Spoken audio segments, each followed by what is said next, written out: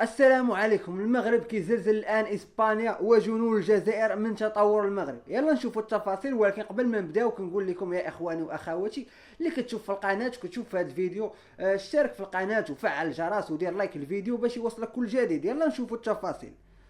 كشفت جريدة لاراطون الإسبانية أنه من المنتظر أن ينشر المغرب كتائب برية متخصصة في أنظمة الحرب الإلكترونية في مناطق استراتيجية قريبة من منطقة سبتة من مدينة سبتة ومليليا المحتلتين. وحسب ما أكدته الجريدة الإسبانية ووفقا لمصادر مطلعة، فإن هذه الوحدات ستتمركز شمال المغرب وبالتحديد في المناطق المجاورة لسبتة ومليليا والحسيمة، وهو ما يعزز من موقع الدفاع للمملكة المغربية في هذه المناطق الحساسة، مشيرة إلى أن وحدات مماثلة منتشرة بالصحراء المغربية. يعني هذه الوحدات راه كاينين في الصحراء، يعني راه المغرب على القرص كاينين في الصحراء، والآن دابا المغرب غيمشي يحطهم قدام إسبانيا. يعني راه حنا واجدين كتائب راه متطورة.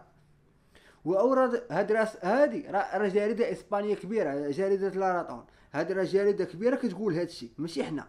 هي كتقول هذا الشيء بان المغرب كتائب متطوره ديال الحرب الالكترونيه. أوردت المصادر ذاتها أن هذه الوحدات المتخصصة في الحرب الإلكترونية تم إنشاؤها بهدف تنفيذ عمليات هجوم تهدف إلى تعطيل قدرات العدو في مجالات متعددة. سمعوا يا إخواني وأخواتي اللي كتشوف هذا الفيديو، دير لايك وبارطاجي الفيديو واشترك في القناة وفعل الجرس.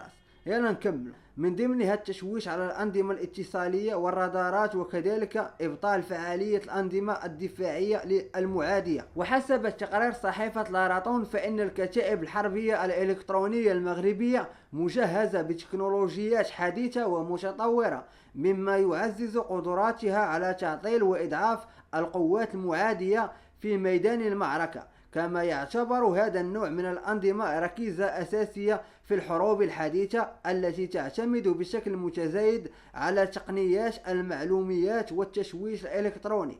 هذا التحرك يعكس التطور المستمر في تحديث القوات المسلحة الملكية، ويعد إجراء من استراتيجيات المملكة المغربية لتعزيز أمنها الوطني وحماية حدودها. وقد أكد الخبراء العسكريون أن نشر هذه الوحدات يمثل خطوة هامة نحو تعزيز قدرات الدفاع الوطني المغربي وضمان أمن المملكة في وجه التحديات المتزايدة في المنطقة. أخواني، صحيفة لاراطون الإسبانية كتكشف معطيات واعرة.